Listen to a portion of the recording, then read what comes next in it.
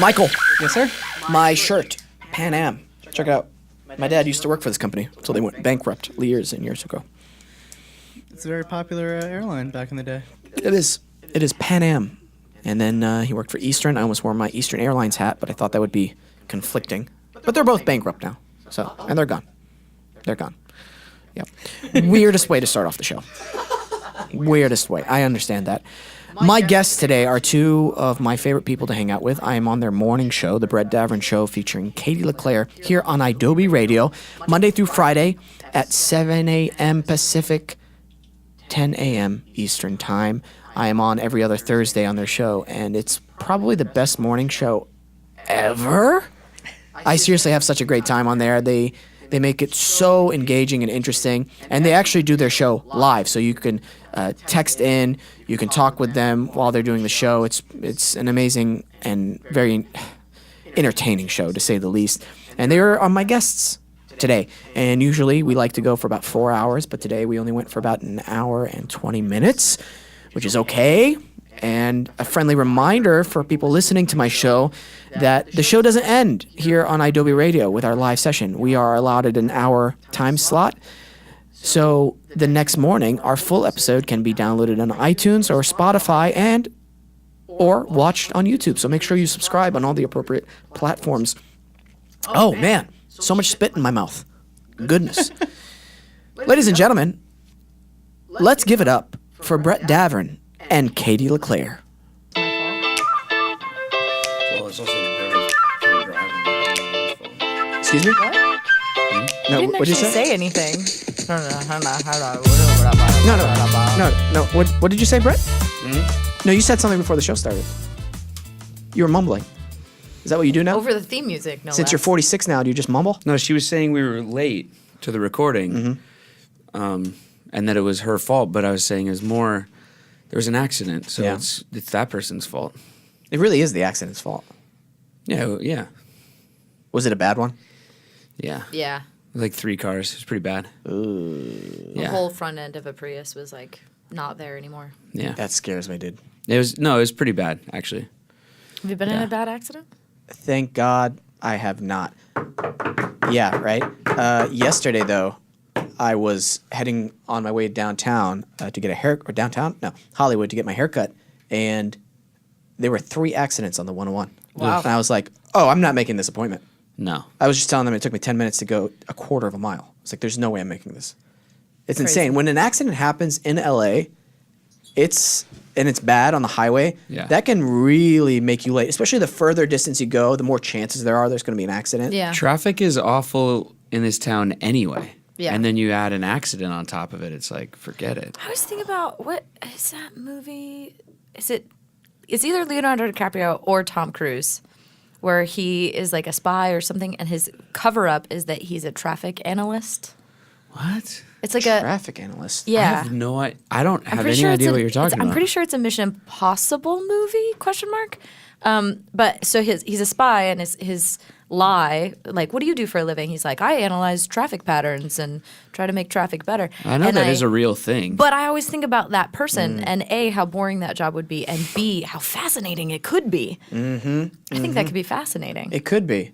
I want to know how to fix the problem of when there's an accident on one side of the highway, how to stop people from slowing down on the other side and causing traffic on the other side. You have to put up like a barrier. Just It start was, shooting the Mission people that Impossible slow down. 3. Thank you What's that? so much, Michael. You're welcome. Is that the one where they're in Europe?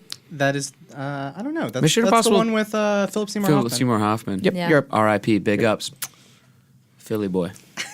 I don't know if that's appropriate What? because you're laughing. You didn't do it seriously. I think it's funny. I feel like he would have laughed too. Yeah. He would have. Yeah. He had a good sense of humor. You knew him personally? I didn't, but he feels like he would have a good sense of humor. One of my favorite roles of his is in Along Came Polly. You seen that? Oh. Jennifer Aniston? Yeah, Jennifer Aniston, Ben Stiller, like rom-com movie, but Philip He's in Seymour that? Hoffman plays Ben Stiller's best friend, All right, Along and Came he's Polly? absolutely fucking hilarious and steals the movie. It's honestly like one of my favorite roles of his. He's incredible in this like cheesy rom-com, but he's amazing. Wow. You know when people, I don't know, well, you know when people like, have you heard this? When people like will throw something at a trash can or like, you know, try to make a shot or something and it's way off, but as they're throwing it, they're like, Kobe. That thing? Yeah. That's him in Along Came Polly. Oh, really? Oh, and he keeps missing. Yeah, that's what people are remember doing this. when they do that. Oh, I didn't realize that. Yeah, they're saying He- Philip Seymour Hoffman's line. He's my favorite my favorite of his role is Boogie Nights.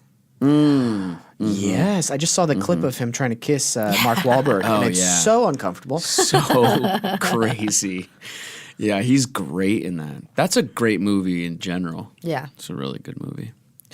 Your guys' morning show is becoming so much fun. Thanks, dude. I'm so excited when I get to come in on Thursday mornings and be just a silly goose with you guys. Aw, we love having you. I know. A silly goose. I love it when we played the games. We play Yeah. games sometimes on the show. Yep. I love throwing the flag every time you announce what day it is, what national day it is. I also love it whenever you guys get on each other's nerves a little bit, and it's cute and it's adorable. You mean and like, I'm all the time? All the time. Every single episode, and it gets quiet, and there's 5 minutes of dead air. No, I'm kidding. This is what happens when you just spend like far too much time together, though. Mm-hmm. Like too much. Yeah. Is it too much? You just said it's I too was much. saying it was He too said it much, was but then too I much. got You just said it's I got so rude. self-conscious halfway A couple through. times too. It wasn't even like one Right, time. He was right, like, yeah. "That's too much." I got so self-conscious halfway through. I was like, oh, maybe she doesn't think it's too much. I mean, I didn't, but I guess I was wrong in my thinking. When you guys get in your little tips on air, it's funny because then I'm like, oh, cool. Mommy and Daddy are fighting at the dinner table. Yeah. And then I'm just eating my mashed potatoes. You should hear the That's how ones. Matadocious feels. You should hear the ones that aren't on air. Oh no, Constant. no. When we built the studio, I heard a couple. So yeah, I think a lot of people. I mean, do. I'm being real right now. Yeah. Yeah. There was a couple times I was like, huh, There's I need to some- find a hammer Yeah. for no reason. At one point, you were like, "Everything's very uncomfortable right now." I think that though. I think though that like. What? You have a drinking problem right now? What? I don't have a drinking problem. I enjoy drinking. Oh, I don't think it's a problem. the most drinking problem thing to say. I mean, I don't think it's a problem. Do other people? No. I don't think it's a Nobody's problem. told You me have it's a an problem. open bottle of Irish It's just Irish liqueur cream. Yeah. It's just how you with start 2 your Saturday cups morning. of coffee. It's a Saturday morning. You guys what am wanna- I supposed to drink? I know, but you Regular guys- coffee like an idiot? Like a boring person? How much Irish cream is left in that? We Quite a bought it bit. 4 Hash- days ago, so Quite a bit. You guys went out last night to a live show I saw on your Instagram. stories. That's cool. Yeah. Wait, what were we talking about? We were talking about arguing. yeah. Yeah, but we moved on. But if you want to go back you were to about arguing, to say that it's healthy. No, I was gonna kind of say that because I think honestly, like, this is just my opinion. Like, if you are friends with someone and you are uncomfortable calling them out on their stuff or whatever, to me, you're not as good of friends as you could be. Like, I think Yeah. Fair. when we get into arguments, it's because we're just being honest with each other and saying like, hey, I don't like that thing that you did, or hey, I think you could be better if you X, Y, Z or whatever. And so I think it's always comes from a place of like trying to be constructive, and then yeah, sometimes it can develop into an argument, but you can grow from that, I think, in a friendship and in a relationship or with a family member or whatever. And like, if you just, I know families or have been around families or have friends who have families where they don't argue. They just like push everything down and sweep everything under the rug, and I think that can be unhealthy. So there's definitely a healthy balance. You don't want to just be screaming at each other all the time or whatever. That can obviously be bad, and we don't do that. I think our arguments come from a Studio. place of trying to be productive, though. Oh, yeah. In terms of like a friendship, like it comes from a productive angle, and I think it's as long as you respect each other during the argument. Does that make sense? As long as it doesn't Can be bleed over insulting. into being like Yeah. disrespectful or insulting or something like that, then It I makes think sense it can to be me. healthy. Yeah. Yeah. It's just like Wesam calling you out on your drinking problem. It's Right. coming from a respectful Right. place. Yeah. And I respect him when I say, shut the fuck up, it's none of your business. Yeah, that's not self-offensive at all. I like it whenever I know there's like past history to whatever was brought up. I'm not bringing up specifics, but like when I'm like, oh, cool, that's from something that happened before. Yeah. And we're live. Yeah. What do I do? Yeah. Just smile. Wait, Yeah. what do you mean? On the morning show? Yeah. Oh. Yeah. Well, that's what I meant by like spending a lot of time together, because like you spend so much time together that inherently like something that you're gonna like get in a little tiff about on Thursday is probably connected to something that happened on Tuesday on the drive to the studio or whatever. Absolutely. Because that's the thing about, I think people know this if they listen to our show, but the only reason that our show really exists in its current form is because we live 5 minutes from each other. Yeah. And in LA, like as we were just talking about, like traffic's so bad and whatever, and like we just carpool because it's more convenient. So not only do we spend all the time together, like on the show or at the studio or building the studio or working on the show after the show or whatever, but then there's like the 40-minute car ride here and the hour-long car ride back, and so it's just And then it's a also lot the of time. gym. Yeah, we like hit the gym together and stuff. It's but too much time. I'll say though that I'm coming full circle. It's too much time. I'll say though that the gym Sounds thing, like like that, I love because Oh, you're it's so productive. Like Katie and I go to the gym together often, especially during the week, like after the show's over or something, or we'll work on the show for a bit and like get there around like noon or 1 in the afternoon or something like that. But then the work on the show continues while you're on the treadmill or like sitting in the sauna or whatever, you know? It's like great to be productive at the gym, but also be talking about like a new game we want to play or what could have been done better that day or like whatever. Yeah. So I find it extremely productive and Yep. I enjoy it. we're supposed to go work out. Let's do it. And The two of you? Yeah, he was kind of concerned I'd go all out because of his knee. I was like, no, we'll do something very, very Yeah. knee easy. I'm ready. Yeah, let's do it. I want to start swimming again. Oh yeah. I need to get. That's a really good cardio Full workout. body. Yeah. Yeah. So You that would be smell fun to do. weird after though. It's the chlorine. I'd rather Yeah. swim in the ocean. Yeah. That's more dangerous, but Why is it dangerous? rip currents and occasional, shark Sharks. attack. I just signed Sharks. up for scuba diving. I take my first lesson the Girl? first weekend of April. You excited? I'm very excited. Yeah. Yeah. I don't have any interest doing that because it seems complicated. I mean, like, you have to do math or you could die. So, Exactly. Yeah. Yeah. That's where. Yeah. Wait, what do you mean? You have to do math? Why? Because it's like how much air is in your tank, Oh, how sure. far down can you go, how fast can you come back up, Oh, or, right. Yeah, or yeah. you get the bends. Ugh. So you have to make sure that you start coming back to the surface with enough air in your tank. And if you miscalculate, then either an To allow exploded yourself eardrum enough time. or death. I see. Yeah. One of my favorite Oof. cinematic moments Moments. is when the LL Cool J movie with the shark, Oh, Deep Blue Sea. Deep Blue Sea, Wow. and they get out of the Deep Blue Sea in a very unhealthy way because they just shoot up to the surface. Oh, yeah, that's death. Yeah. And I'm like, oh, now watching, I'm like, that's not possible at all. Yeah. It wasn't the sharks with the oversized brains and like the whole science experiments they do in the movie. It was that part of the movie that you were like, that's not believable. Yeah, seriously, after watching it, Right. I'm like, that's the most unbelievable part. The other part actually is kind of. LL Cool J in Potentially that possible. movie, and maybe Michael can even find the clip. I don't know.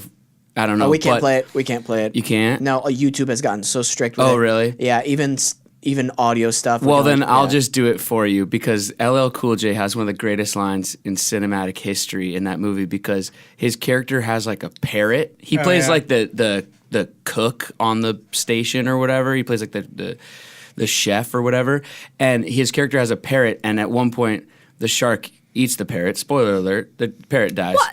But later in the movie, LL gets his redemption when he kills a shark. But before he does so, he looks at the shark and he goes, "You ate my bird," and then he kills the shark. takes his Zippo lighter Yeah. because he's turned on the gas to Right. the ovens, Right. and then says, "You ate my bird." Wow. Throws it. And he's the chef and kills the shark using his oven. Like Cool. that's awesome. Dude, writing that must be incredible. We're about to go off Instagram Live. Make sure you check out this episode. It'll come out in a few weeks. It'll be great. Love you guys. Thanks for tuning in. Bye.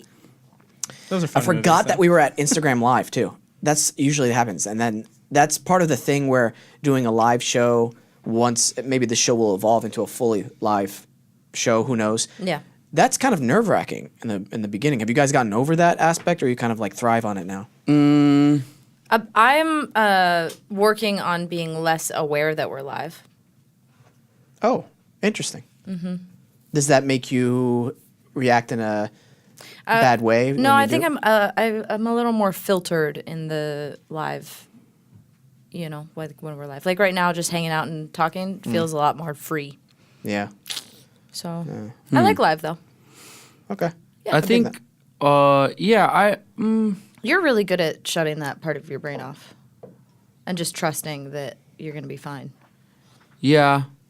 Even for like improv, like actual improv, you're good at just like going. Well, yeah, then I think that's just something I've been doing for a really long time, and I feel really comfortable in doing so. Our show being live I don't really ever, I think maybe in the beginning when we came to Idobi Radio, because the podcast that I did leading up to that with my buddy Marty and stuff, like that was all recorded. Who? Oh, no, sorry. Who is it? Marty? Martin Shannon. Don't know him. He that was all pre-recorded, so we had gotten used to doing it that way. But then when we came to Idobi Radio, we started doing our live show. Maybe it just took like a couple of weeks to get over the feeling of like, oh no, there's dead air or whatever, or I don't know if we have enough content to fill this time or whatever. Like that sort of like working without a net thing. But I kind of love it, and also I love dead air. I love it. Mm-hmm. I love dead air, and Katie hates dead air. You love it, and that's been a fun thing to.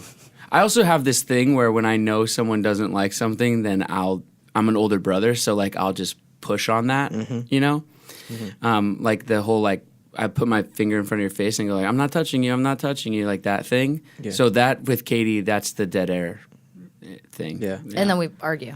Yeah. As a kid, I knew who had a peanut allergy, like severe one. I'd always bring peanuts, be like, oh, you can't touch this.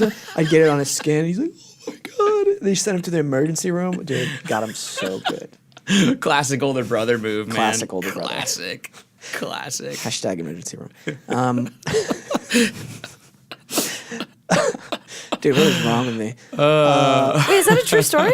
Of course not. You think I'd do that to another human being? I didn't think so, but then I don't know. You sold it. My gosh.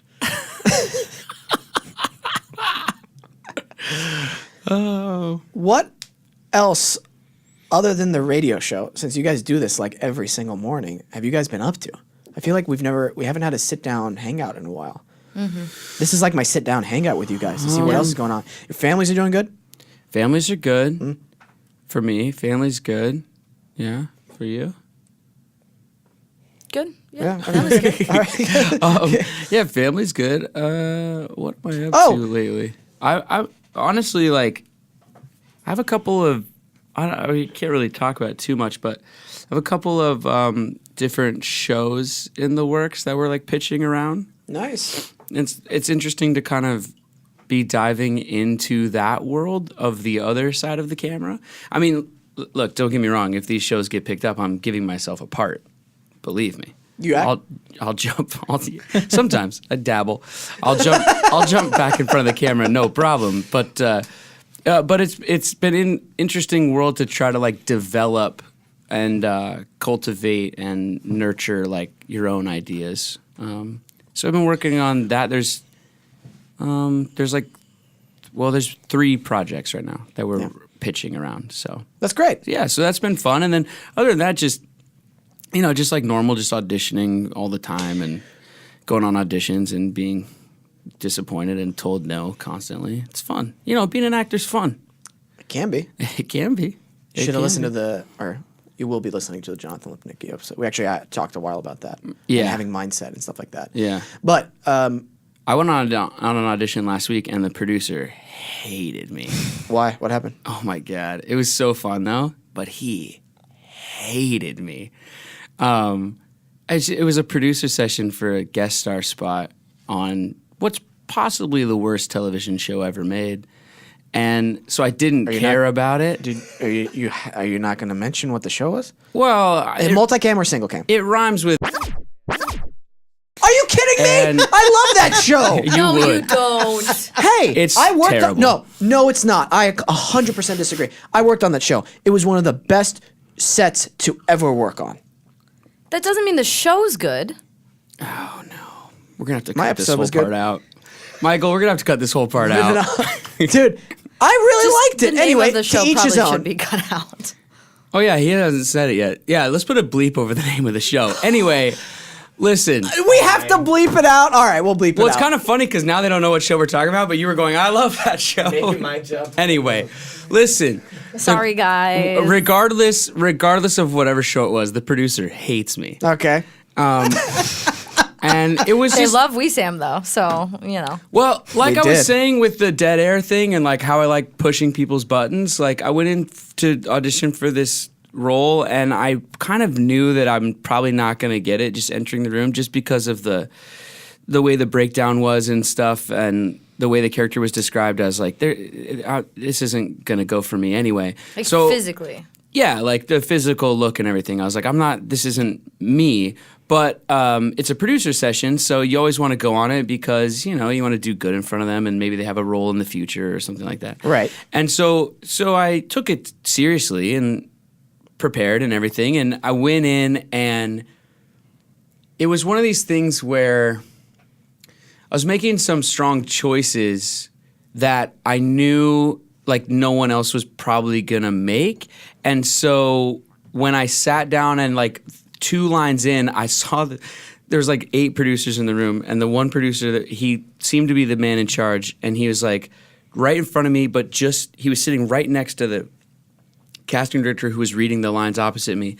So he's like in my periphery, but like prominent in my periphery, and like on my like second line, I saw him this is not good radio, but you'll have to go watch on YouTube. I saw him just sort of shift in his seat and kind of give a like, what is this guy doing? Because I was like You were breaking the rules. I was totally breaking the rule for this character. Like, but I was like, You were looking right into camera? it was one of these things where I was like, you're not going to give me this part anyway, so might as well just make a strong choice and then stick with it and then just see what happens from there. And I could see that the way he moved and kind of motioned, it was kind of like, what is this guy doing? Kind of a thing. Like, what a waste of time. But I just like, but I saw him do that. And then like a good older brother, then I like tripled down on it. Cause I was like, oh, he hates me. I'm going to make him really hate me, you know? But what was interesting was there was this other producer on the other side and she was kind of like digging it. Right. Okay. And so I was like, okay, like now I'm really going to go for this because I want to see if I can make them hate each other after I walk out of here, see if I can get them to argue with each other. And so I plowed ahead and then got like really good feedback on it. Like the feedback was like, it's not going to go your way, but you did a really good job. And they were really impressed with this like take that you had on it. I guarantee that's not what the dude was thinking, though. I think he still hates me. Yeah. But I think but casting really liked your I take. think the casting director, like, you can just tell. We've been doing this long enough where when Yeah. you leave an audition, you can tell if you made an impression or not. And the casting director, like, sometimes they'll give you like a little bit of a wink or like a little nod or a little like twitch of the eye thing, the guy who's reading with you, and you can just tell. And like he was like, gave me a look of like, yeah, that was great. It's just going to be above these people's heads because this show's garbage, and but maybe they'll give me a role in the future. But I love making. I don't care. Whatever. I've been doing it for so long. I don't give a shit anymore. And I like going in there and just having fun on my own. And if they like it, great. And if they don't, F it. It's a terrible show anyway. Katie, you went on a wonderful hike recently. Katie, talk about your auditioning. Tell a story. No. Get me out of hot water. Dude, no joke though. I'm Listen, gonna man. shut up for a while. No, don't shut up, man. It's what you were really feeling, and I understand. Honestly, I understand where you're coming from with the mindset of certain aspects of that. But I honestly disagree. I see why. About what? About the show itself. Oh, that's fine. Yeah. I mean, you could be wrong. It's fine. My episode was great. I'm sure it was. I'm sure it was the highest rated episode. hey, that It they've ever actually had. was. Look, I get in this. I get in this. I just say that? I'm putting out fake facts about my episode. I get in this stupid discussion with people from back home all the time because I'll start like ripping on a show and then they'll go, "Well, oh, okay, so like if they called, you wouldn't be on it." Oh, listen, Hell yeah, yeah. They want me to. We have bills to I'll pay. be on it all day long. Right. I'm just going to be honest with you when I say I don't think the show is very quality, but I that's just can my respect that that's just aspect, my yeah. own opinion. But Yeah. would I do the job? Daddy's got to buy some diapers. Yeah. Of course I will. Diapers for yourself? He wears Depends. I'm getting old. You're 46, dude. You had your birthday recently. That's awesome. Seriously, man. 46 years. You're looking great. You're looking good. Yeah, man. I'm shutting up for a while now. You guys do some talking. Katie, no, for real though, you went on a beautiful hike. It's great. Which Yeah. made me want to go on that same hike. Yeah, I'm gonna go on one tomorrow too. Is this the Road to Nowhere? Bridge to Nowhere. No, I'm gonna do Devil's Chair tomorrow. I think. Oh, that's awesome. Devil's Church. Chair. Chair, the giant chair one. That's yeah, great. yeah. I'm gonna save Bridge to Nowhere for our hiking adventure together. Oh. You're gonna go to. That's right. Yeah, Bridge I'm to inviting Nowhere, you right? guys. Yeah, I'm Yeah. inviting you guys. Brett, would you like to come along as well? I would do this. What are the details on this thing? I'm- What's the stats? On the hike? Yeah, or on like- the How many miles is it at elevation? What's the what can I expect? Bridge to Nowhere is in Altadena, so just past Pasadena. Mm-hmm. It's it's a treeless. It's very dry, it's very hot, so you should probably go very early. And you cross a riverbed a couple of times, so your feet are going to get a little wet. But it's nice, especially when it's hot. And it's 4 miles out and back, like maybe So like 4 miles 4.2. total? No, Or 8 miles total? 8 miles total. That's not bad. No, it's not. Yeah, it's an out and back, and then That's a day though. it's a day. Yeah. yeah. And again, you should start early. And it's very good to be very aware of snakes. There are snakes on this trail, but as I said on our morning show, Brett, I always see the snake.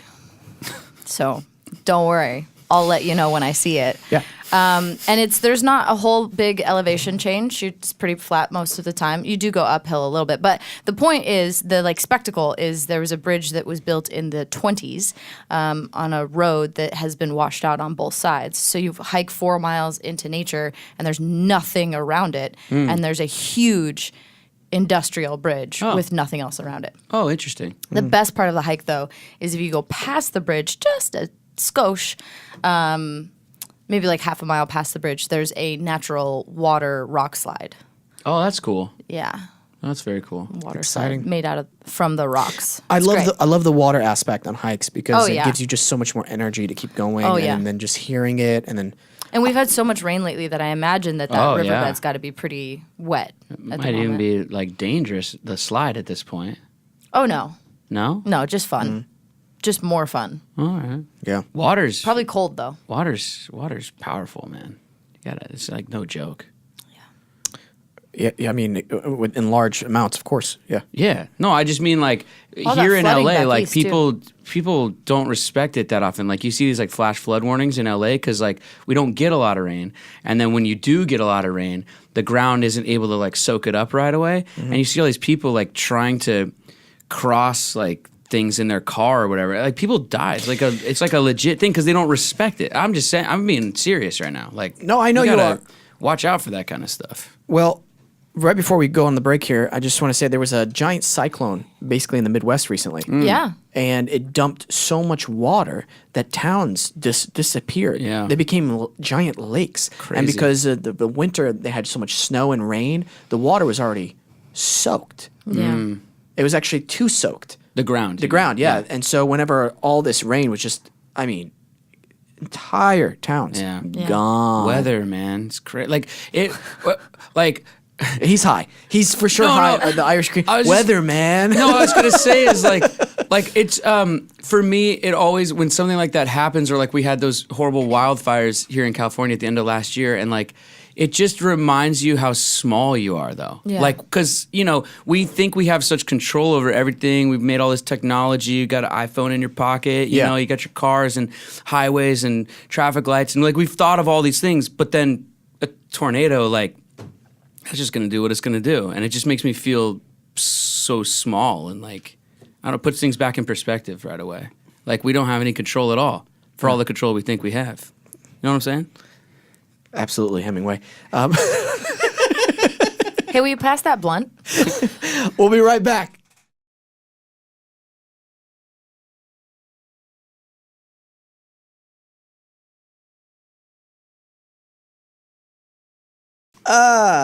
You guys have had another show on your show from Idobi. Dangerous Darren? We have, yeah. That's a nice guy. Dangerous Darren. He was in Goldfinger, the band Goldfinger. Oh, yes. Okay, yeah. Yeah. So he's an Idobi, he has a show on Idobi as well. And so trying to do a lot of like cross promoting of, other Idobi shows. Have you been on Fishkin? Back, like a while Yeah, ago. when we first started, yeah. Yeah, it's Dude, been a I bit. love his show. Yeah?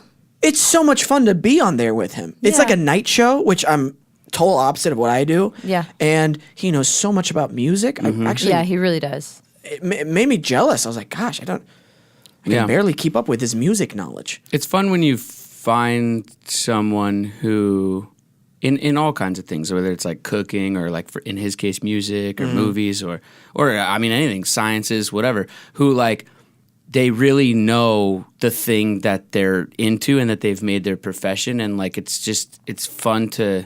I don't know, that's a cool thing. Like, I like when people dedicate themselves to something like that, and then they know about it more than I do. I love that. Yeah. Yeah. I find it, Experts in their like you craft. said, like inspiring or whatever. Is there something you guys would like to be that excelled at, craft-wise, and other than acting? I want to And radio know. showing? I want to know it all and see it all. You want to too. be like a jack of all trades? More than like being an expert in one thing? Is that what you're saying? Renaissance man? Is that what you mean, Katie? Kind of? Mm-hmm. Yeah. Are you asking me? You want a real answer? I was asking. Literally, she was asking you. I She did ask a asked. question. My voice inflection but- went up at the I end. don't know if you want Yeah. a real answer, like a bullshit answer. I want a real answer. Hey, man, are you okay? You're like drinking so much. What kind of answer? You want a real answer, huh, Katie? Or a bullshit answer? I want a real answer. I don't want a joke. I'm actually asking. I don't think I could pick what the one focus would be, you know? That's So I not the don't know. question, though. The question is, do you want to be good at everything, or do you want to be an expert at one thing? If it's a this or that. No, I like too many different things, so I think I want to know it all. But that's impossible, so. But I'll keep trying. How about you, Wesam? You want one thing or everything? It's true. I'm actually on Mr. Brett's side. Yeah. A little bit of everything, and good at everything, excuse me. This is because I am on that side too, but is that because we're actors? No, think it's so. because this is why I give you this answer.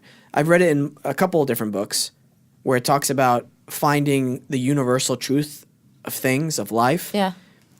It's not just one path.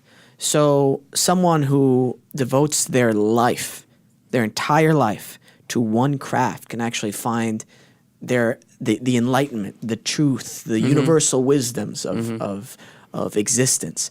But also somebody who's doing a lot of different things, like good at this, good at that, good at this, they'll begin seeing parallels and similarities with everything. And the more they do, they'll constantly get quicker at being better at other things because they know the process of that. And then they'll find that enlightenment, that same enlightenment, just through a different path. Hey, Wesam, will you pass the blunt? Can you imagine if we were high? What kind of conversation? I mean, we're not. I'm just interested in too many different things to really pick one. That's all. Yeah. You know? That's and there's fair. certain things I'm better at, and then other, like things that I know a lot about, and then other things I don't know a lot about. But I don't ever like sit around thinking like, oh man, I don't know much about like world politics or something, so I really got to study that. I just think like if I get into it at some point, I'll figure it out or not or whatever. But you know I three don't things about everything. You got to try to know 3 things about everything. Who made up that rule? That's a classic Brett Davern line right there. You got to try to know 3 things about everything, and then you'll always be someone people want to talk to at a cocktail party. Is that somebody you want to be? Someone to talk to at a cocktail party? Is that important to you? No, it's not important to me that people would like seek me out at a cocktail party, but it is important to me to be able to, and I think this maybe goes into like our business a little bit. I think it's important to me to be able to hang in that situation, meaning like be able to, what am I trying to You say? can, like, maintain a conversation. Yeah, be able to. Yeah, exactly. Be able to hold serve when someone wants to chat, and maybe their interests are something that you're not necessarily interested in, but hopefully you know 3 things about that thing that they're super into, and then you can kind of can have it back you and can hold forth. your own for a Yeah. while. Yeah. Is So I that think a that is important. Self-worth thing then, Katie? What? Huh? Is it a self-worth thing? Self-worth thing for what Brett is describing. Meaning what? What do you mean? I don't know what you mean it.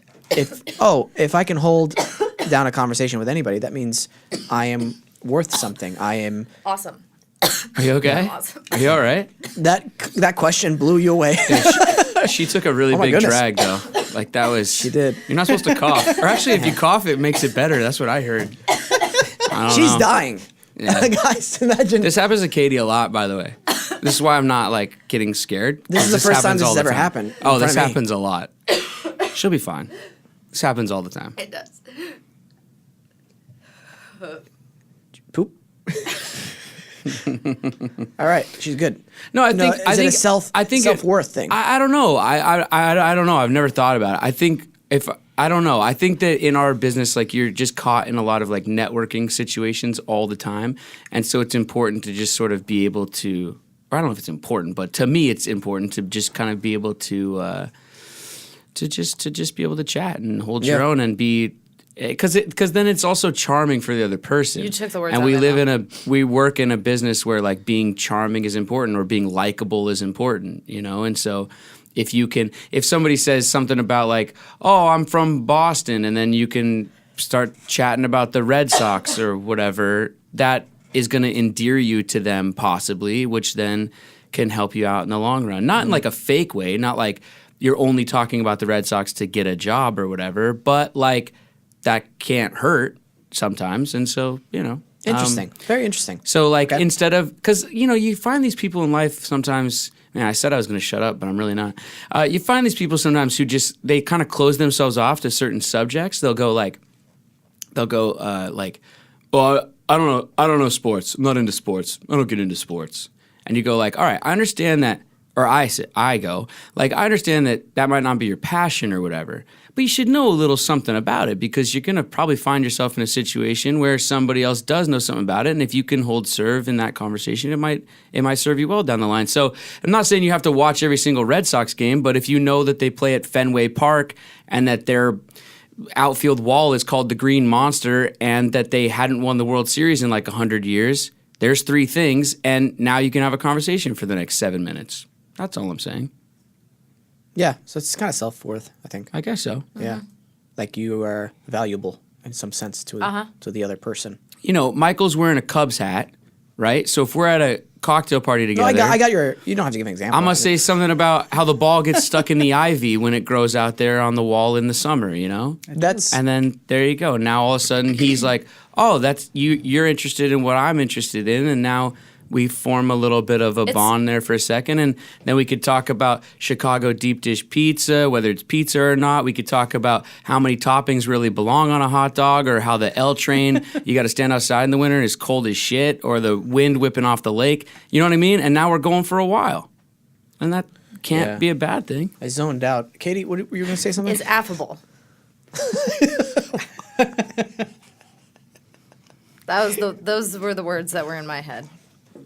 I get it. No, I get it what you're saying, dude. It's just that for me, I've never gone to a quote unquote cocktail party and been like, you know what? I'm glad I went. Really? Really? Yeah, very few times. Excuse me. The percentage of I should have just stayed home versus going, very, very low. Maybe like 1%, 2%. Yeah, I see that. I'm just like, I go there. I'm not much of a drinker. I'll get my soda water. I look around.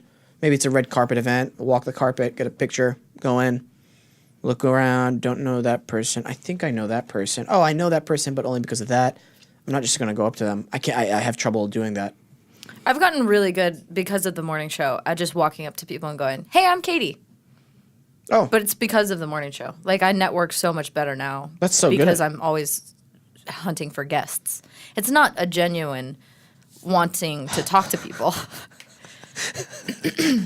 I like it though. The bravery behind that is tremendous. I have no objective. I think that's my problem. Probably. Yeah, that makes sense. I think though that there's a couple of different types of parties though. Like there are those red carpet events or like press events, I guess you'd call them, that are just complete BS. And I feel the exact same way you do the next morning or when I wake up, or even like standing at the event just going like, why am I here? This is so ridiculous, and like no one wants to hang out with each other, and why are we all here? What are we doing? You know? But on the other hand, why do we go to them? I guess someone might go to just take the pictures on the red carpet. That might be one person's reason. But I think for me, you just kind of never know who you're going to meet, and that possibility of like meeting someone who you could then be in business with or whatever is there. But like that never happens. You're right. It's rare. It's rare. super rare that to the It's point rare. where I'm like, I'm just going to keep focusing on acting. Yeah. That's where I feel like, and it depends on what the event is. For instance, if it's like a cast party kind of thing, like I want to go to that. Mm-hmm. You know, but I know if it's a people place where there. you know people, then you're more it's comfortable. like we're celebrating the finishing of a show. Yeah. Awesome. That's different. Or let's say like ABC does a thing where if they didn't do this, but I'm like, it's a mixer for everybody from all the ABC shows. Then that's more comfortable because it's like, oh, cool. Which show are you on ABC? Oh, cool. This is a mixer just to, you know, meet each other. It's like, oh, cool. I'll go to that. But if it's the kind of thing where it's like the after party, for the Oscars, but it's the Entertainment Tonight after party, and it's one of those after parties that not all the big celebrities, quote unquote, are going to. It's just one of those dozens of other ones that some alcohol has sponsored. They've got a little bit of food there, and it's at some cool bar. It's like, all right, what are we doing here? I'm sorry. Yeah. Did anybody go to the Oscars here? No? Okay, cool. Then why does this party even exist right now? Yeah, it feels like vapid. Yes, that's a great word. Mm-hmm. Maybe I should have an objective like you, Katie. Yeah. Go up to people. Hi, I'm Wesam. Can we practice? You and I? Yeah. No. Why not? Yeah, fine. We'll rehearse one with you. That was a great improv. The best. I was making a joke. Yeah, we can practice one. Okay. Here we go. Hi, I'm Wesam. Hi, Wesam. I'm Katie. Katie, nice to meet you. Nice to meet you. What brings you here? You already are nervous. Oh, Uncomfortable. no. What happened? Dude, no thank you. I'm not, this, yeah. Try it again. Try it again. Try it again. Just try it again. Oh, man. Man, I'm nervous for no reason right now. Wow. What? Okay, here we go. Hey, I'm Wesam. Hey, Katie. Nice to meet you. Oh, you said that at the same time. That's I funny. did.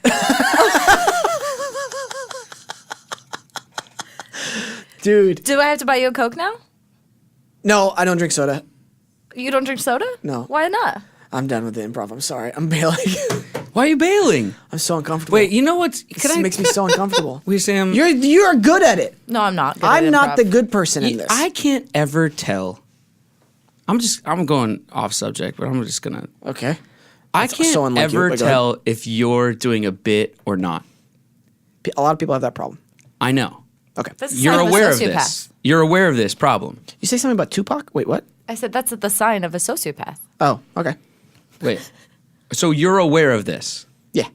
That people have this problem. Not with that, you. Yeah, a lot of people. And what is your answer to that? Oh. See, this is the problem. He's doing it right now, isn't Like he? during that improv, I can't tell if he's doing bad improv on purpose, if he's actually nervous, if he's playing a character. I can't tell. That's actually I can't either. From the That's day fair. I met you, Okay. years and years and years ago, it's probably, by the way, we're coming up on probably like 6 or 7 years of knowing each other. From the day I met you, I can't tell if you're doing a bit the whole time and you're smarter than everybody there and you've got us all fooled, or if he's the fool. Well, sure, I guess, yeah. Mm-hmm. I can't tell. Yeah, that's crazy. I don't know. So is it a bit or is it not? I don't know what exactly are you Like the talking about. improv. Like, were you With doing this right now? Were Yeah. you doing I was bad genuine- improv no. on purpose? Right? Or, Sorry. like, were you actually nervous, or were you just saying that and playing into your own bit? I was honestly trying to really imagine myself going up to somebody at a bar, and I became like actually a little nervous, and I'm like, I don't know what I would say to you But then because what I about don't have any objective. Because when I went up to you, I was like, "Hi, I'm Wesam. Nice to meet you." Yeah, but then what about the improv? Because you're a trained actor. What are we doing? Like that's what it makes me uncomfortable. Yeah, with but it. then what about the improv though? So I understand the impetus to be nervous, but what about the improv itself? Because you're a trained actor who's taken improv Right. things before, whatever. But you pulled the ripcord so early on the improv. So then, was the bad improv a bit then? No, that was me being nervous. Pulling the cord was like, this is getting cringeworthy I don't like for me. it. Right. And it's my show, so we're not going to keep doing this because they might be too cringy for our listeners. But for a person who so often puts the other person in sort of an uncomfortable position, it's interesting that you yourself were uncomfortable. yeah, because I don't want to be in an uncomfortable position. I know, but you put other people in Yeah. uncomfortable positions Yeah. all the time. Yeah, that's like fighting. You want the other person to be concerned It's and don't know interesting. what you're going to do. Mm-hmm. Yeah, I want to be comfortable. But you're uncomfortable being uncomfortable. Yeah, and that makes a good radio show. Interesting. I'm confused. You said the word too many times. It's ketchup. I don't know what you're saying anymore. Like, he loves to knock people off balance all the time. Right. So do you. In conversation. Yeah. You love to. Not in the same way Bro. same way that Wesam does. Fair. It's different. It's a different Okay. way. Okay. But yeah, I mean, I'm not disagreeing with you, but it's in a different way. And by the way, we're not talking about me right now. We're talking about Wesam. Wesam loves to knock people off balance a little bit in conversation. But what I was driving at is that he was saying that the improvisation between the two of you got uncomfortable, therefore he like pulled the ripcord. Mm-hmm. But he's someone who loves to make other people uncomfortable, but then when he's see. uncomfortable, he immediately pulls the ripcord. Yeah. That's what I was saying. Great. Yeah. Is that true, or are you playing a bit? That's true. Right What I there? just said is true? What you just said about me being not wanting to be uncomfortable? Uh-huh. Yeah, me. I don't want to be uncomfortable. But why But can't do you we make ever people tell if it's a bit uncomfortable or on not? purpose or no? Oh, I don't think it's my intent 99% of the time to go, maybe 90% of the time to go, oh, I'm going to make this person uncomfortable. It's just, we're talking, right? And we'll talk about conversations that maybe open up, I don't know, things that normally people wouldn't talk about. But I like doing that, not because it makes them uncomfortable, but because we end up talking about something that's very real. Something very real. You Now, ask 10% questions that people do not ask. It's an interesting trait of yours, and I like it. I like it a lot. Okay, great. But you do ask uncomfortable questions that could make somebody go like, I don't want to talk about that. I Not think that's a necessarily on good the thing. show, but in life. I think that's a in good life, thing. yeah. Yeah. I enjoy that because then I can really see the real person I'm talking Yeah, to. totally. Because especially in our industry and especially in Los Angeles, dude. But that's a brave thing to ask the question about like, well, tell me about the first time your heart was broken, or tell me about your father. But that stuff, I'm telling you, and it's not because I start it. They bring it up. Because, or like, I'll take this an example, and I might not be remembering it clearly, but I'm pretty sure this is how it happened. Like, I was like, oh, you were going through a divorce at the time. yeah. And you had brought it up, and I'm like, oh gosh. And then I remember asking you something. Well, she's for some reason bringing this up to me, so I might as well just be a listening board for her. Interesting. And I'll ask her a question. Maybe that will make her talk more. That she unintentionally or unconsciously wants to talk more about it. People do that to me all the time. Tell me the most personal stuff. I used to be like, dude, what human being? I don't know you, bro. Leave. This is weird. But then I was like, screw it. What's going on? You're just a vessel for people to It really is weird how some have people open up. self-reflection. Do you enjoy I think you enjoy it. I think you enjoy that this is how you're perceived, that people don't know if you're playing a bit or not. I think you play into it because It's you good like for it. life. Yeah. It's good for the way I want to live my life, but it's also good more on a What does that mean? tactical. What does that mean? What do you mean? What does that mean? It's good for the way that you want to live your life. What does that mean?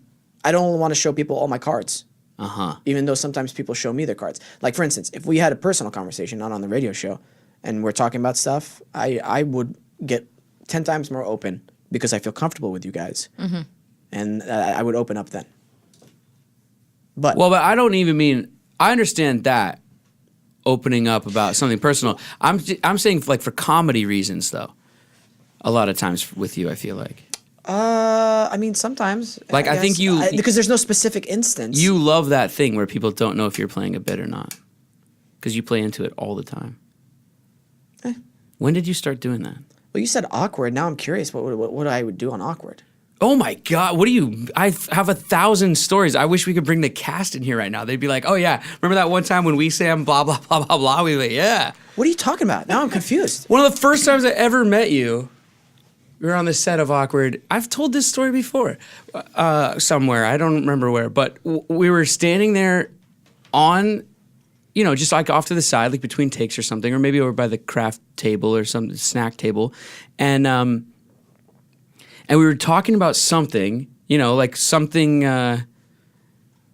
normal. Just I can't remember what it was. So just as an example, I'll just say like it was like golf or something. You know, like, oh, have you ever been golfing? Or, oh, it's been a while since I've been golfing. And we're like talking about golf, and then you were in the middle of a sentence. You were like, yeah, sometimes it wasn't this, but as an example, you're like, yeah, you know, like when you hit the golf ball and then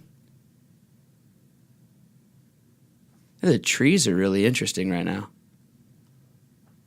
I love oak trees. And then you just like walked off. What? And I was just standing there like, that guy's hilarious. Or wait, I can't tell if he's hilarious or if he's a psychopath. And then like just like stuff like that where you're going like, is he playing a bit? Like it was so weird. I'll tell you this. Like you just I got must have been- lost in thought about the trees and then you like just said something really nonsensical about the trees and then just like walked off. And I was like, man, he's either brilliant or a crazy person. Then if I did that, I'm telling you from what I know of myself, I must have been genuine and really thought the conversation had come to some sort of a stopping point. And I must have really enjoyed whatever that was and really been fascinated by it. Right. And the walk away part, I might have felt like, oh, cool, that's the end of the conversation. So what I'm kind of gathering is that you're not playing a bit then. For that instance, no. That's what I mean. Like you don't have it premeditated. Like, and then I'm going to do this weird thing, and then it'll knock him off balance, and blah blah. That's just you. So it's not a bit. No, but I think it's what we're boiling it down to. Yeah, and I get it. Like maybe it comes off as I hate using this word, awkward or not the norm, but that's just me. And I do this thing where I'm thinking out loud. Nowadays, I've started doing this where I'll just bring up a random subject with somebody, and I've been thinking about it, and I want to start it in the middle of where I've been thinking, and they're like, what are you talking about, man? I'm like, oh, Right. sorry. Yeah, this is where I'm at. I think I'm getting the answer to my question. It's not a bit. I've right. got the answer to my question. For most of the time. I don't want to say all the time. Maybe well, no. sometimes it's we're doing what a I mean joke. is like if you are doing a bit, then we'll probably be able to tell that you're doing a bit. I thought you But were in gonna those say, times where yeah, we're questioning, it's probably not a bit. sometimes, like for instance, I would do this bit with this made me laugh. I don't know if I can say it on air. Okay, who cares? I might say it, but I'll give this first story once. So I'll see like Ashley or Jillian like on set, right? And I'm playing the creeper guy, right? So Right. sometimes I'll just, just for fun. Obviously, I'm not for real. I'll just be like behind them staring until they feel me. And they're like, Jesus Christ, and So you're playing into the character or something. Yeah, that's that. Yeah. I'm just being silly and fun Right. like that. Right. If that counts. Sure. No, I think I would understand that, or like they understand that. Yeah. Yeah. I'll tell you one thing I did, and this was a joke that I had stolen from what's his name, David Cross, and Oh, it's yeah. purely for shock I love value. David I did Cross. it, and again, this was with Ashley and Jillian, and they were talking about relationship problems or whatever. And again, I stole it from David Cross, and I told them I stole it from David Cross, and the fact that it's purely for shock value. They were talking about some, relationship problems, and they're like, "Yeah, you ever they invited me into the conversation, and I was like, yeah, it's like, I was talking to my, I guess one of my most frustrating times is talking my girlfriend into her third consecutive abortion, and she's like giving me so much shit for that. I was like, fuck. And you just walk away, and then that's part of, and they're like totally stunned by it and uncomfortable, and then I turn around like, just kidding. They're like, oh my God, that was, that's, then that's a bit, obviously. Sure. Yeah. Well, that's what I'm saying. Like, so what you're saying, if I'm hearing you right in this, what you're saying is when it's a bit, you'll kind of know it's a bit. But in those moments when you're questioning whether it's a bit or not, it's probably not a bit. It's exactly. just me. Because I usually say I'm kidding, or it's so shock value-ish that of course he's kidding. So I guess now we've come to the... I'm glad that after like 7 years, I'm finally getting the answer to this question. Try the improv again.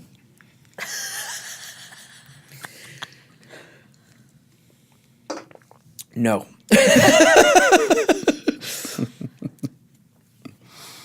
This is really interesting to me. I will say something truthful right now.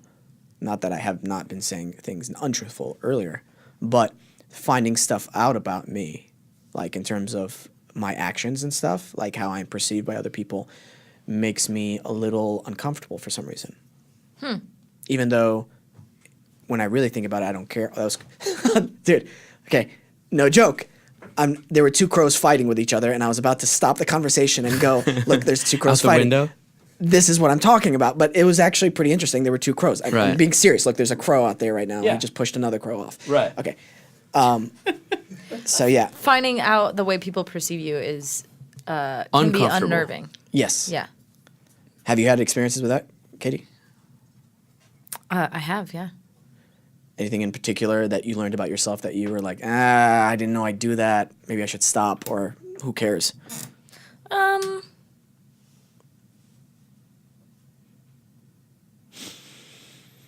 No, maybe we don't talk about it. We don't have to talk about it. No, I Let don't. her sit in the dead air, dude. Come on. It's my favorite thing. I know. I don't want to make, because I like you guys, and I like Katie more than you, so I don't want to make Katie feel uncomfortable. No, I don't know. No, there's not. I can't really think of something exactly like this is the perfect example of that, but I mean, Okay. yeah. I think that actors want to be liked, just generally speaking. Like, our job is to make people like us. Yeah. So, people sharing the way that they feel about you, you want that news to be positive, generally speaking. And when it's not, you kind of go like, well, F. Yeah. You want to be liked, Brett?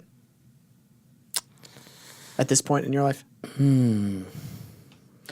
Not necessarily in life, but when you walk into an audition room, you want to be liked. You want them to like what you're doing. That's nobody goes in going, they want it. Well, maybe he did. He does. Literally, he just told the story about the opposite of that. Yeah, but that's something new, though. That's new.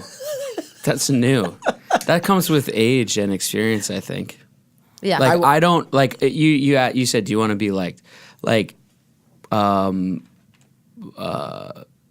now, like sitting here right now, especially after turning 57, I don't really care as much as I used to be honest. I feel like, and this is just unique to me, but especially like having a couple kids and things like, there's just so much more important things for me to worry about than whether someone, likes me or not, or whatever, like whatever that means, likes me or not. So it's not as important as it used to be, but I think there's some power in that. in not caring? Yeah, because I think, when I first moved to LA or whatever, we're all transplants. We all didn't come from here. Like you move here, you're an actor, you have a need, you want to get the job, you want to be liked, you want people to think you're cool, like all these things. And now having been here like 12, 13 years and doing it for a while, it's like I'm starting to find that I just don't really care. Yeah. We'll take a quick break, and then we'll come back after the break and we talk a little bit more about this, and then wrap it up.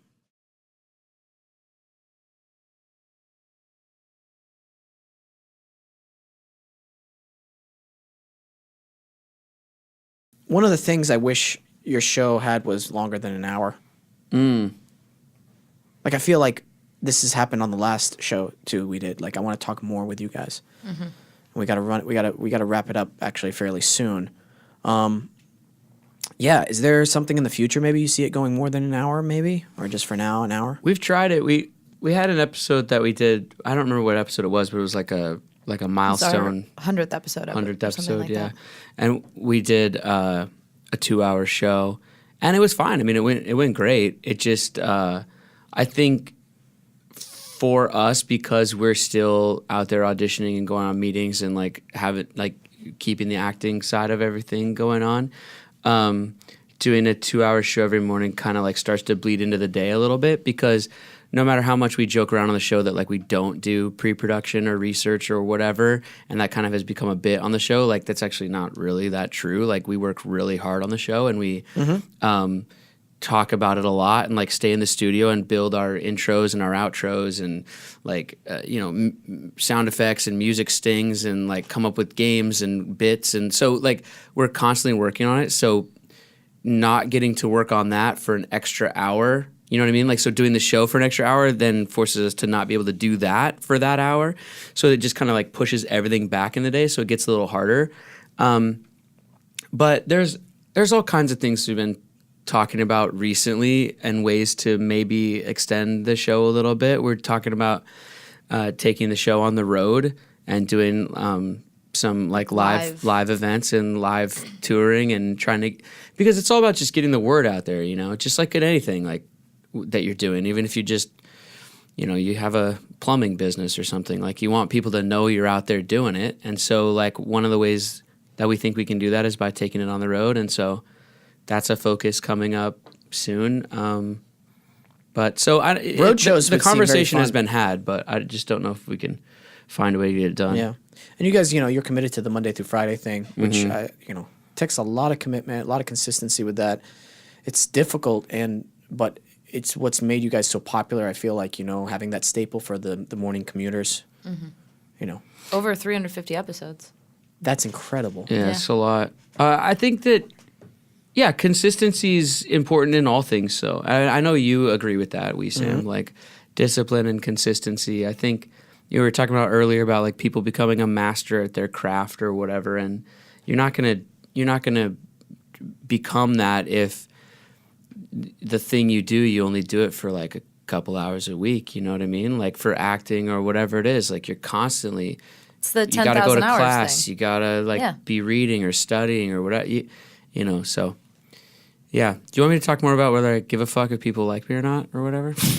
I think we got our answer. The only thing I wanted to say that I thought of during the break that I just wanted to that I feel like I need to say is that I think I see this like trend in society, or we hear feedback from our morning show. We'll get texted or tweeted by people.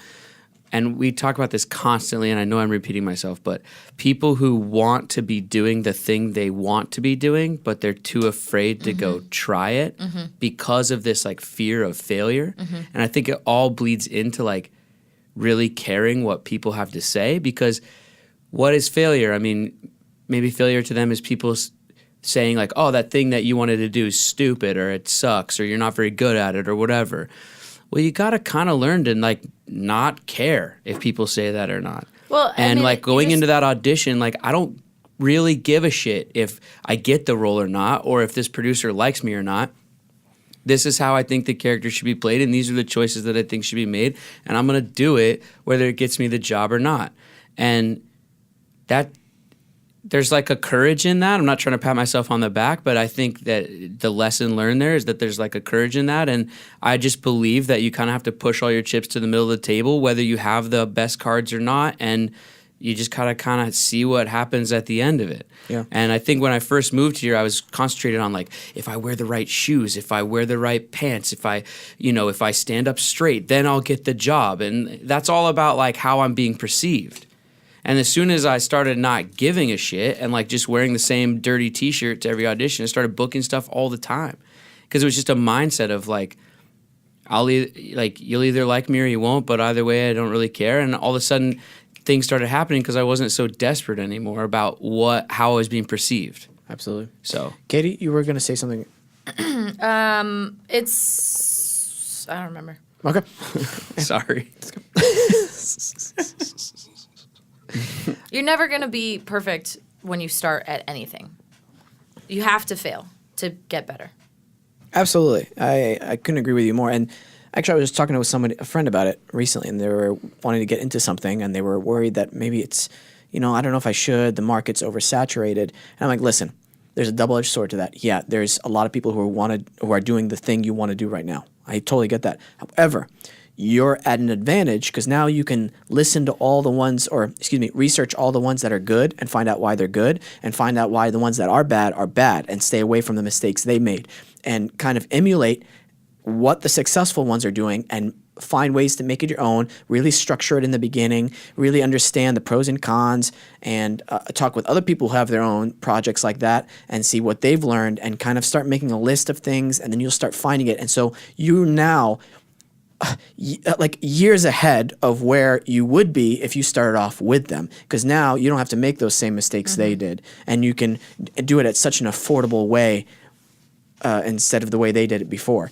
And so that's also something I want to branch off with people who are listening to this. I couldn't agree more, man. I think that learn from other people's mistakes. Yeah, and also just start doing it, because then you, like you just said, like you get years down the line and you turn around and you go like, oh, like I'm making money at this thing, or like now I've learned all these things. And if you just sit there and never start, then we're like, that process didn't get to begin. Right. Like you have to just sort of get the ball rolling no matter what it is. You want to like lose a little weight or whatever, like, but you just keep sitting around thinking I'll go to the gym on Monday. Like, no, go right effing now. Like, you know what I mean? Or you want to start a business or whatever, just do it. Take the first steps. Start doing that thing. You want to start a cookie business. Well, get into the kitchen and start baking and handing them to your friends and just see where you got to get the ball rolling. Yeah.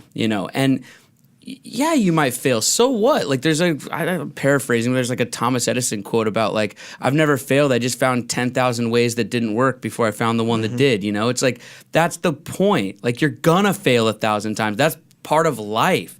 We were talking about on our show weeks and weeks ago when you were on about these parents that are trying to like remove all these obstacles from their kids' lives so that they never taste failure. It's like, Sauce parents. That's impossible. It is physically, literally impossible to never fail. It's impossible. Mm-hmm. Failure's good. You have to learn from failure just as much as you learn from winning, Absolutely. Guys, I hate doing this. We have to wrap it up early today. However, when I get back from Japan, I'd love to have you guys back on, because we need to have a legit at least 2-hour episode, because I want to talk to you guys about 1,000 more things that we didn't get to cover today. And then I could talk to you a little bit about Japan as well. I want to hear about Japan. I want to hear all about Japan. Okay. I want to hear all about the things that I can't hear about and all the things I can't hear about. You know what I'm saying? Japan's crazy, buddy. I've been there. Yeah. Strap in. Okay. It's a good time. Strap on? Strap in, It strap is on. a good time. Just when you're over there, Yep. piece of advice. Yeah. They take their laws very seriously. I know. All right. Just be careful. Okay. I'm just saying. And people want to, they can text into your morning show. They go BDSMfans.com at Idobi.com. BDSM fans. At Idobi.com. That's us. Awesome. I make that joke every time. I love it. I don't care. It makes me smile. Thank you guys so much for coming on. Mr. Makia, can you play the music out, please? Thank you. Ladies and gentlemen, thank you for tuning into our show. I appreciate you guys so much. Thank you to our new subscribers. Oh my gosh. So many of you. Seriously, thank you so much. Thank you for the messages you guys have been sending me. I really, really appreciate it. We might bring back Ask Wesam section to the show, which I think would be fun to do with guests, so you can get my opinion and my guest's opinion on that. Feel free to message me on the Wesam's World. Thank you to Idobi Radio, Nice Guy Digital, Michael, thank you, Peyton, thank you, Steph, thank you, Brett Davern and Katie LeClerc, thank you both Thank for you. being you and for everything. I really, really love you guys. Thank you, sir. You're welcome. You can catch me on the Brett Davern Show every other Thursday, and the Brett Davern Show just lives Monday through Friday at 7 a.m. Pacific, 10 a.m. Eastern. only here on Idobi Radio. And if you miss it, you can just, type in Brett Davern Show to any podcast. Oh, you know what? Also, and I think for your show too, you can just say to your Alexa, hey Alexa, play me the Brett Davern Show, or hey Alexa, play me Wesam's World, and it'll just play it. Yeah, So, it will. there you go. The future. Yeah, man. Ladies and gentlemen, thank you so much. Always remember to listen, think, and then talk.